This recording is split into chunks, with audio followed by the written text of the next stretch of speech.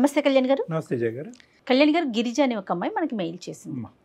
అంటే పట్టుదల ఉంటే ఏదైనా సాధించవచ్చు, కానీ మనం ఏదైనా సాధించాలి అనే ఒక తపనలో కుటుంబ సభ్యులకి మనం ఏం చెప్తున్నాం, ఏం చెప్పట్లేదు. అందులో ఒక ఫ్యామిలీ వచ్చాక ముఖ్యంగా వైఫ్ అండ్ హస్బెండ్ మధ్య ఎటువంటి అరమరికలు ఉండకూడదు అనే మినిమం ఒక చిన్న ఆలోచన కూడా లేకుండా నా మనసుకు తోచింది నేను చేసేస్తా, తర్వాత సంగతి తర్వాత చూసుకుందాం. కానీ ఈ కాన్సెప్ట్ ఎక్కువ చూస్తున్నాం కదా కళ్యాణ్ గారు. మనం నాకు ఏది అనిపిస్తే అది చేసేయటం, నేను అది ఎక్స్పెక్ట్ చేయట్లేదు అనుకోవటం. అయ్యో నేను ఇలా జరుగుతుంది అనుకోలేదు, అలా అవుతుంది అనుకోలేదు అన్నట్టు. ఇది అంటారు చూడండి, చేతులు కాకులు పట్టు. అట్లానే ఉన్నారండి, పెళ్ళైనోళ్ళు అట్లానే ఉన్నారు, యూత్ అట్లానే ఉన్నారు. అలాంటి ఒక ఇష్యూ గిరిజ మన దాకా తీసుకొచ్చింది కళ్యాణ్ గారు. వైఫ్ అండ్ హస్బెండ్ మధ్య ఇష్యూ చాలా చిన్న విషయం అని ముందుగానే మీకు చెప్తున్నా. అడ్జస్ట్ అయ్యి ముందుకు వెళ్ళొచ్చు, కానీ క్వశ్చన్ మార్క్ వచ్చేసింది వాళ్ళిద్దరి మధ్యన. లేదు డెఫినెట్గా మీతో మాట్లాడించాలి అనిపించి ఇమీడియట్గా ఈరోజు నేను అమ్మాయితో మాట్లాడతానని చెప్పాను. మరి కాల్ చేయనండి.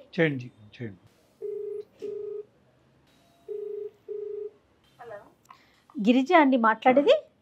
అవును మేడం, మీరెవరు? నేను జయానండి, అందమైన జీవితం ప్రోగ్రామ్ నుంచి కాల్ చేస్తా ఉన్నాను. ఓకే, నమస్తే మేడం. నమస్తే గిరిజ గారు, మీ గురించి చాలా బ్రీఫ్గా చెప్పాను. నాతో పాటు డాక్టర్ కళ్యాణ్ చక్రవర్తి గారు ఉన్నారు. నమస్తే సార్. ఒక్కసారి మాట్లాడండి డీటెయిల్డ్గా. చెప్పండి అమ్మా గిరిజ, సమస్య ఏంటి, ఎవరిది? సార్ నాదే సార్. మాకు 4 years అవుతుంది మేడం పెళ్ళయి.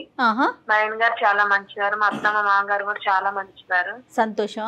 చాలా హ్యాపీగా ఉంటాం. ఇంట్లో ఏదైనా సరే ఆయన గారు చూసుకుంటారు, మమ్మల్ని చాలా బాగా చూసుకుంటారు, బాబుని కానీ నన్ను కానీ. మరి సమస్య ఏంటమ్మా? చిన్నప్పటి నుంచి నాకు చదువు అంటే చాలా ఇష్టం సార్.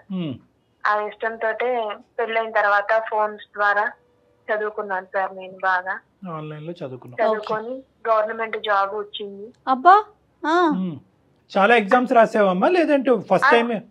అవును, చాలా ఎగ్జామ్స్ రాసాను సార్. ఎగ్జామ్స్ రాసిన తర్వాత క్వాలిఫికేషన్ బట్టి నా గవర్నమెంట్ జాబ్ ఇచ్చారు సార్. వెరీ గుడ్ అమ్మా.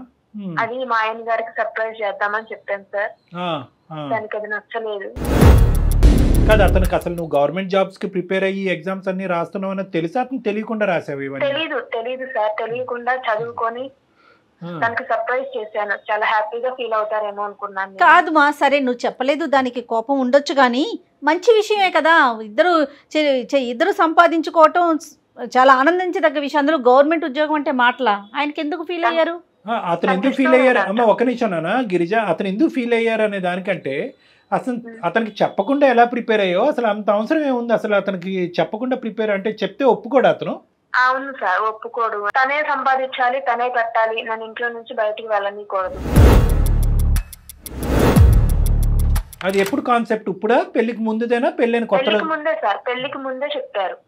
ఏమని? సంపాదనే నేనే సంపాదిస్తాను, నేనే చూసుకుంటా మిమ్మల్ని, నువ్వు ఇంట్లో నుంచి బయటకు వెళ్ళే పని లేదు, నేనే జాబ్ చేస్తాను, నిన్ను పోషించుతాను. అంటే అది ఒక విధంగా చెప్పాలి అంటే సంతోషమే, కానీ మరి అది నీకు నచ్చదం అంటే కొంతమంది ఆడవాళ్ళు అది కూడా చాలా హ్యాపీగా తీసుకుంటారు. అరే అన్ని సుఖాలు సౌఖ్యాలు ఆర్థిక పరమైనటువంటి స్వేచ్ఛలు అన్ని నా భర్త ఇస్తున్నాడు కదా, నేను ఇంట్లోంచి గడపలో బయట అడుగు కూడా పెట్టక్కలే, పిల్లల్ని చూసుకుంటే చాలా అని అనుకుంటారు. మరి నీ ఇష్టం అయిష్టం ఏమైనా చెప్పావమ్మా అప్పుడు? అంటే పెళ్ళైనప్పుడు కొత్తలో? చెప్పలేదు సార్, చెప్పలేదు. మరి చెప్పాలి కదా, నాకు చదువుకోవటం ఇష్టం, ఉద్యోగం చేయటం ఇష్టం అని నువ్వు ఎందుకు చెప్పలేదు? చెప్పనివ్వలేదు సార్, ఇక చెప్పనివ్వలేదు. తన మాటే చెప్పేశారు, తన మాట మీదే ఉండాలి అన్నారు. నేను ఇక పెళ్ళైన తర్వాత, బాబు పుట్టిన తర్వాత, బాబుని స్కూల్లో జాయిన్ చేసి తన ఆఫీస్కి వెళ్ళిన తర్వాత ఆ చిన్న స్పేస్ కొంచెం టైం ఉండేది, కొద్దిగా టైం ఉండేది వ్యవధి నీకు, మిగతా పనులన్నీ అయిపోయిన తర్వాత ఈ మధ్యలో నాకు కొంచెం టైం ఉండేది. బాగా కష్టపడి చదువుకొని జాబ్ కూడా వచ్చింది సార్. ఓకే, అక్కడ వరకు అన్ని నువ్వే నీ ఒంటి చేతి మీద నడిచిన ఏది కూడా నేనే చేసుకున్నాను సార్. తనకు తెలియదు నాకు జాబ్ వచ్చిందని సర్ప్రైజ్ చేసిందా కూడా తనకి తెలియదు. సో అతను ఏమన్నాడమ్మా, కోప్పడ్డా, కొద్దిగా సంతోషించాడా, నువ్వు జాబ్ చేయడానికి వీల్లేదు, అసలు నువ్వు చదువుకోవడమే తప్పు, నాకు తెలియకుండా మళ్ళీ ఎగ్జామ్స్ రాయటం తప్పు, నీకు జాబ్ వచ్చిందని నాకు చెప్పకుండా ఇంత చేసి నాకు సర్ప్రైజ్ ఇవ్వటం ఇంకా పెద్ద తప్పు. బాబు నేను కష్టపడి జాబ్ చేసి వస్తాను, నీకేంటి అంత అవసరం? బాబుని నన్ను చూసుకొని నీ ఇంట్లో పని నువ్వు చూసుకో చాలు, నీకు అది. కానీ పనులు ఎక్కడ నెగ్లెక్ట్ అవ్వలే కదా, నువ్వు ఏమన్నావు ఇందాక, అన్ని పనులు అయిపోగా మిగిలినటువంటి టైంలోనే నేను. అవును సార్, బాబుని స్కూల్ కి పంపించుకోవడం, ఉదయాన్నే లేవడం, తన ఆఫీస్ కి రెడీ చేయడం, తన ఆఫీస్ కి వెళ్ళడం, లంచ్ ప్రిపేర్ చేయడం, బాబుని స్కూల్ కి పంపించుకోవడం, ఇవన్నీ చేసి వాళ్ళు ఈవినింగ్ వచ్చి ఆ కొంచెం టైంలోనే సార్ నేను ఇదంతా ప్రిపేర్ చేసుకొని నన్ను నేను ధైర్యం తెచ్చుకొని అంటే ఏంటంటే నువ్వు ప్రిపేర్ అయ్యి కాదు తల్లి, నువ్వు ప్రిపేర్ అయ్యి ఎగ్జామ్ రాయటం కంటే ఇదంతా గోప్యంగా ఉంచావని కోపంగా ఉన్నాడేమో అతను. తనకి నేను జాబ్ చేయటమే ఇష్టం లేదండి సార్. అది పాయింట్ నెంబర్ 1. అది పెళ్లి అది ఫస్టే చెప్పారు కదా మీకు. నువ్వు అంటే నువ్వు ఏమనుకున్నావు అమ్మా, అంటే జాబ్ తెస్తే కనుక ఇవన్నీ కనుమరుగైపోతాయి, హ్యాపీ ఫీల్ అయిపోయి నీకు సన్మానం చేస్తాడు అనుకున్నావా? అంతే అనుకున్నాను సార్. హ్యాపీగా ఫీల్ అవుతారు, తను సాధించిందని చిన్న నాకు కొంచెం ఎంకరేజ్మెంట్ చేస్తారేమో అనుకున్నా, కానీ ఇలా కాప్ తెచ్చుకొని అసలు పెద్ద గొడవ చేస్తారని 90% మగాళ్ళు అలాగే చేస్తుండేవారు. మీ ఆయన 10% లో ఉన్నాడు. సరే ఇప్పుడు ఏంటమ్మా పరిస్థితి? ఇప్పుడు ఇంకా ఏమైంది? అక్కడ కోపం తెచ్చుకుని కోపం చల్లారింది, నువ్వు జాబ్ జాయిన్ అయ్యావా? జాయిన్ అయ్యాను సార్, జాయిన్ అయ్యాను. నేను 1 year నుంచి జాబ్ కూడా జాయిన్ అయ్యాను. 1 year నుంచి జాబ్ చేస్తున్నాను, శాలరీ వస్తుంది, నేను బాబుని చూసుకుంటున్నాను, తన ఆఫీస్కి వెళ్తున్నాను. తను ఏంటంటే నేను ఇంట్లో ఏదన్నా అవసరాలకు, బాబుకైనా ఇంట్లో అవసరాలు ఏదన్నా లేదు అన్నప్పుడు నా మనీతో, నా శాలరీతో తీసుకొచ్చి ఇది కొన్నాను అంటే చాలు సార్. వెంటనే తన మనీ తీసుకొచ్చి నీ ఏమీ నాకు అవసరం లేదు, నువ్వు కొన్న వాటికి సరిపోని మనీ ఇదిగో అని అందులో బాక్స్ లో పెడతాడు సార్. ఒక బాక్స్ లో వేసేస్తాడు, ఆ ఖర్చు ఒక బాక్స్ లో వేసేస్తాడు. నేను బాబుకు కొన్నా అందులోనే వేస్తాడు. ఇంట్లో ఏదన్నా కొన్నా సరుకులు వస్తువులు ఏదన్నా కొన్నా బాక్స్ లో వేస్తాడు మనీ. అంటే నువ్వు ఉద్యోగానికి వెళ్ళకూడదు, ఒకప్పుడు ఉద్యోగానికి వెళ్ళినా కూడా ఫ్రీగా చేయాలా? నేను సంపాదించిన రూపాయి కనీసం నేను కన్నా కొడుకు కూడా పెట్టుకునే పని లేదంట సార్. పనిష్మెంట్ అనమాట. అంటే అమ్మ ఎంత డిస్కషన్ జరిగింది గిరిజ? ఓకే ఉద్యోగం వచ్చింది, ఈ ఉద్యోగం వస్తే కనుక వదులుకోమని ప్రెషర్ ఏమన్నా పెట్టాడా, లేదంటే ఎలాగ సంపాదించావు కదా నీ కర్మ నువ్వు పో అన్నాడా? లేదు సార్, కొన్ని రోజులు గొడవ అయ్యింది, నువ్వు జాబ్ చేయడానికి వీల్లేదు. లేదు నేను మిమ్మల్ని హ్యాండిల్ చేసుకోగలను, నేను బాబుని చూసుకుంటాను, మిమ్మల్ని కూడా చూసుకుంటాను, నా మీద ట్రస్ట్ పెట్టండి ప్లీజ్ ప్లీజ్ అని తను రిక్వెస్ట్ చేసుకున్నాక తను నాతో మాట్లాడట్లేదు.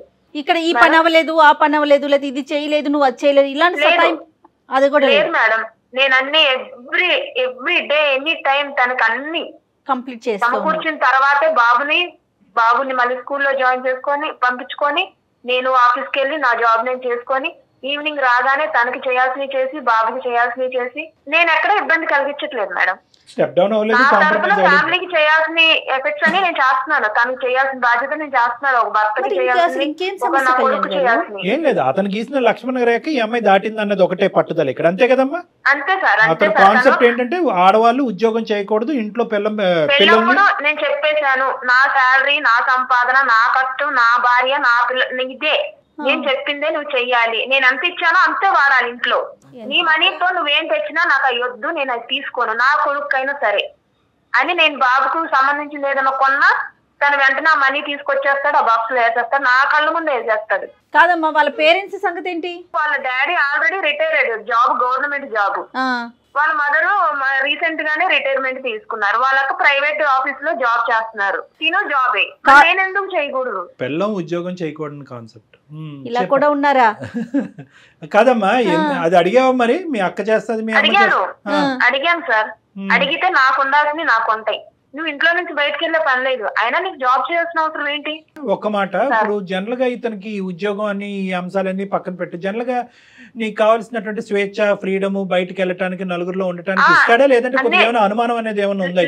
లేదు సార్, చాలా హ్యాపీగా చాలా బాగా చూసుకుంటాను నన్ను, బయటకు తీసుకెళ్దామని నేను అడగగలిగే తను తెలుసుకొని తీసుకెళ్తాడు నన్ను, బాబుని. కాదమ్మా ఉద్యోగం సంపాదించి నువ్వు నరకంలోకి వెళ్ళావా స్వర్గంలోకి వెళ్ళావా అనేది ఇక్కడ ప్రశ్న కదా, అంతేనా? అంతే సార్, అంతే. అందమైన జీవితం దాకా ఎందుకు వచ్చారమ్మా? ఏం లేదు మేడం, మీరు ఒప్పించండి మేడం, నేను జాబ్ చేసుకుంటాను. అమ్మా రెండిట్లో ఒకటే సాధ్యం అనుకో, ఆ పరిస్థితి వస్తే ఏం చేద్దాం? ముందుగా నువ్వు మనం అనుకొని అప్పుడు అతనితో మాట్లాడదాం. అతనేమి అగైనిస్ట్ కాదు. ఇప్పుడు తను చెప్పినట్లుగా, గిరిజ చెప్పినట్లుగా వైఫై చేయకూడదని ఇట్లా పర్టికులర్ గా పెట్టుకుంటారా కళ్యాణి గారు? అంటే వెనకతల థాట్స్ ఎలా ఉన్నాయో కూడా మనం చూడాలి జయ గారు. అంటే ఏంటంటే ఉద్యోగం చేయటం అనేది డబ్బులు నేను ఆల్రెడీ సంపాదిస్తున్నాను, మనకు ప్రాపర్టీస్ ఉన్నాయి, ఇది అనవసరమేనా, లేదంటే ఆడవాళ్ళు బయటకు వెళ్తే కనుక లేనిపోని తెలివితేటలు వస్తాయి, అప్పుడు ఇంకో విధంగా ప్రవర్తిస్తారనేదా? మూడోది ఏంటంటే బయట ప్రపంచంలో ఇన్సెక్యూరిటీ, అభద్రత ఎక్కువ ఉంది కాబట్టి అనవసరంగా తెలియని దాన్ని నువ్వు అందులోకి వెళ్ళి చిక్కుపోతావు అనేటటువంటి భయమా? చాలా ఉంటాయి. బహుశా తను విప్పి చెప్పట్లేదు. ఎందుకు విప్పి చెప్పట్లేదు అంటే కనుక బహుశా నేను చెప్పాను పెళ్లికి ముందే, నేను రూల్ గీసాను, ఇప్పుడు నేను కారణాలు చెప్పాల్సిన అవసరం లేదు, రూల్ పాటించావు ఉండుంటే కనుక సరిపోయి ఉండదు, లేదంటే పెళ్లికి ముందే ఈ కారణం చెప్పుంటే కనుక అసలు పెళ్ళే జరగపోయి ఉండేది అనే కాన్సెప్ట్ అతనికి ఉండుంటది. మాట్లాడదాం మరి. అట్లయితే నేను ఏదనుకుంటే అది జరగాలి, అట్లా అదే యాటిట్యూడ్ లో ఉండేసరికి అందమైన జీవితం దాకా వస్తున్నారు.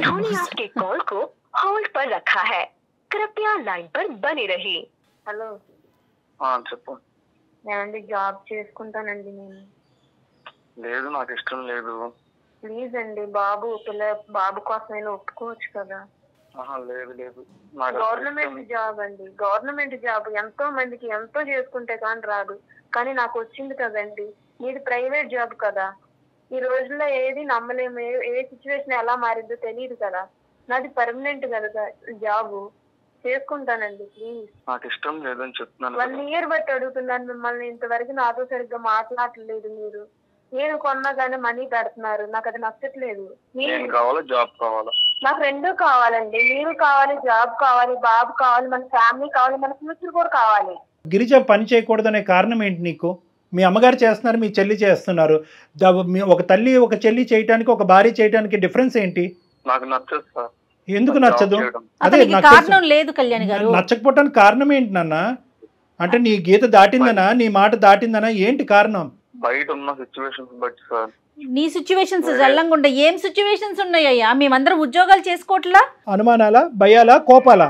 అనుమానం అయితే ఏం లేదు సార్. లేదు కాదు నాన్న, ఇప్పుడు అమ్మాయి ఉద్యోగం చేసుకోవచ్చా, చేయకూడదా, ఏంటి? చేయకూడదు సార్, అమ్మాయి అయితే ఉద్యోగం చేయకూడదు. ఒకప్పుడు ఉద్యోగం చేస్తే పరిస్థితి ఏంటి ఇంట్లో? డివోర్స్ ఇచ్చేస్తాను సార్ నేనైతే. ఎందుకు అలా అంత ఆలోచించాను, ఈ విషయంలో నేను ఇంకా ఆలోచించాను. నీకు చెప్పేసాను ఆల్రెడీ. నువ్వు ఇక ప్రతిసారి ఇదే అడుగుతున్నావు నన్ను. నేను జాబే కదా చేస్తానన్నాను. ఫారెన్ లేదు, నాకు ఇష్టం లేదు. లేదు, నాకు ఇష్టం లేదు. నా మాట నువ్వు వినవా? ఎందుకు నా మాట నువ్వు వినవా? ఈ 4 years లో నేను నీతో ఎలా ఉన్నాను నీకు తెలియదా? తెలుసు. ఈ క్షణంలో ఇప్పుడు ఇలా చేస్తున్నావు నువ్వు నన్ను. లేదు, నేను అనేది అదే. నేనంటే మీకు అంత ఇష్టం కదా. ఈ 4 years నన్ను చాలా బాగా చూసుకున్నారు. ఎందుకు నా ఇష్టాన్ని ఎందుకు కాదంటున్నారు? ఇంతవరకు కాదనలేదు కదా. అసలు నాకు ఇష్టం లేదు. ఎందుకు? కావాలా, డివోర్స్ కావాలా? నాకు డివోర్స్ వద్దు. నాకు మీరు కావాలి, జాబ్ కావాలి, బాబు కావాలి, మన ఫ్యామిలీ కావాలి. ఏదైనా ఒకటే. లేదు, నాకు జాబ్ నేనే చూసుకుంటా, నా దగ్గరే ఉంటాడు బాబు కూడా. లేదు, బాబు కావాలి, నువ్వు కూడా కావాలి. కార్తిక్ వాళ్ళ నేను కూడా కావాలంటే బాబు కావాలంటే నీ జాబ్ చేయాలి. కార్తిక్, నీ కారణాలు ఏంటో చెప్పు నాన్న, విడమర్చి చెప్పు. దాన్ని బట్టి ఏం చేయాలో మేము ఆలోచిస్తాం. సార్, మా అమ్మ స్కూల్ టీచర్ సార్. అవును, తెలుసు. మా అక్కేమో జాబ్. ఓకే. వీళ్ళిద్దరు ప్రాబ్లమ్స్ చాలా.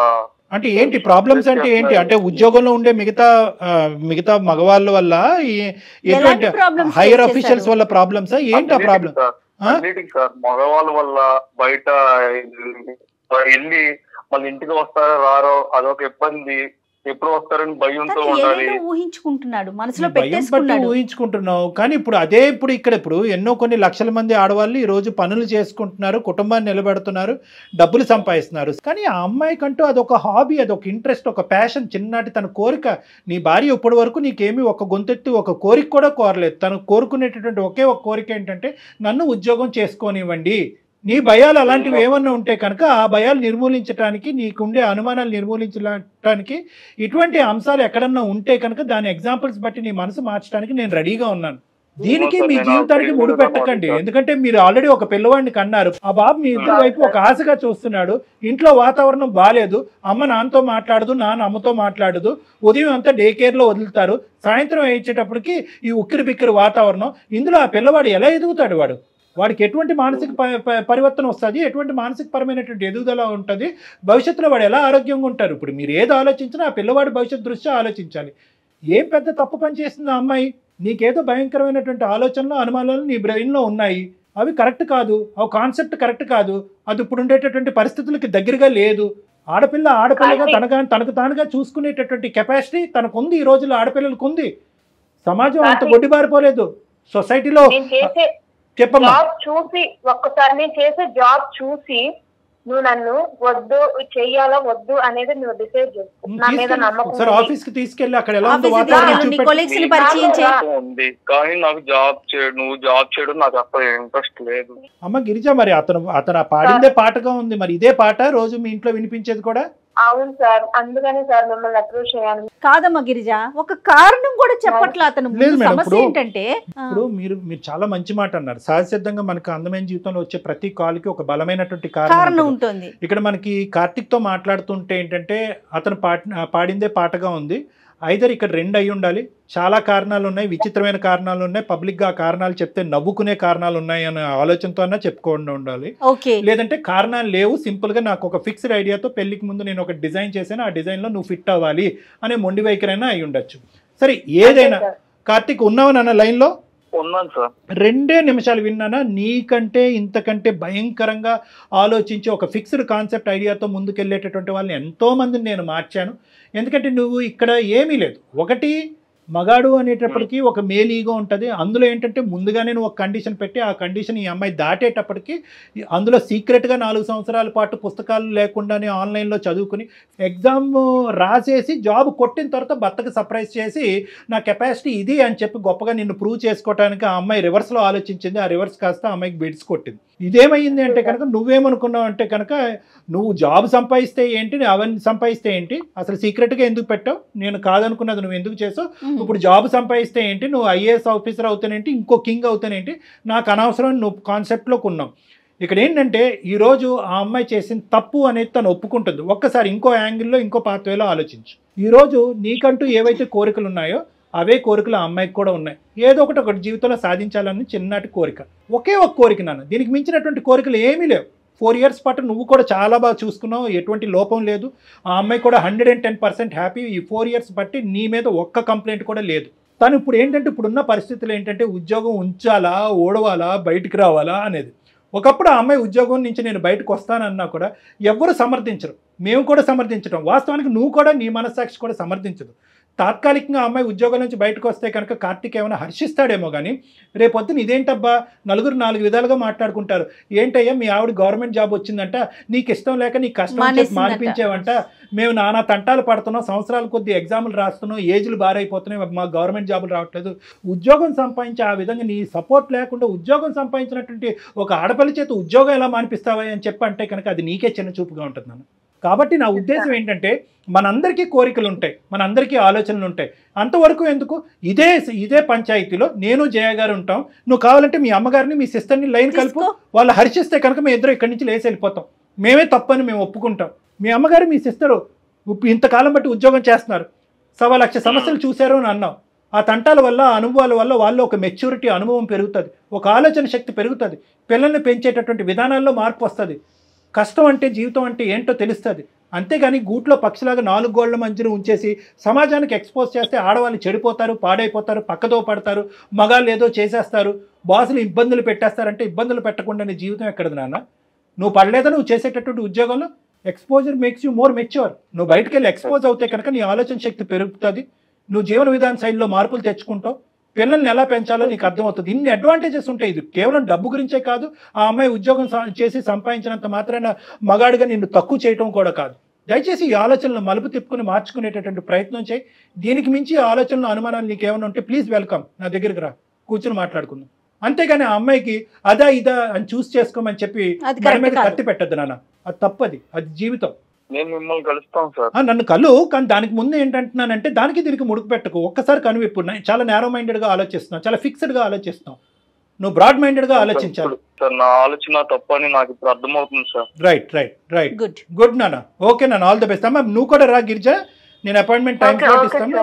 ఒకసారి కూర్చొని మాట్లాడుకుంటే అతనికి ఉండేటటువంటి మిస్కాన్సెప్షన్స్, అనుమానాలు ఏవైతే ఉంటాయో అవన్నీ క్లియర్ అయిపోతాయి. ఫ్యామిలీలో కూడా విడిపోక్కర్లేదు, అన్నిటికీ సపోర్ట్ మాది ఉంటుంది. ఓకేనా?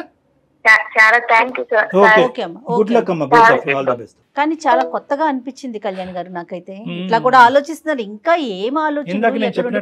మేడం చాలా కారణాలన్నా ఉండాలి, లేదంటే ఏ కారణం అన్నా లేకపోయి ఉండొచ్చు. అంటే అతను మాట్లాడే పద్ధతిని బట్టి, అంటే పొడిగా మాట్లాడుతున్నాడు కదా, ఏ కారణం లేదేమో నాకు అనిపించింది. తను అట్లా ఫిక్స్ అయ్యాడు, తను అందులో ఫిట్ అవ్వాలని కోరుకుంటున్నాడు. అదే ఒకసారి ఐ ఓపెనర్ వచ్చింది కాబట్టి ఇంకా కంటిన్యూ అయిపోతారు, ఏం ప్రాబ్లం ఉండదు మేడం వాళ్ళ మ్యారేజ్ కి. రైట్ అండి, thank you so much Kalyan గారు. నమస్తే. కాళ్లలో నొప్పి, నరాల వాపు వంటి లక్షణాలతో బాధపడుతున్నారా? వెరికోస్ వెయిన్స్ లో అత్యాధునిక చికిత్స ఏవిస్ వాస్కులర్ సెంటర్.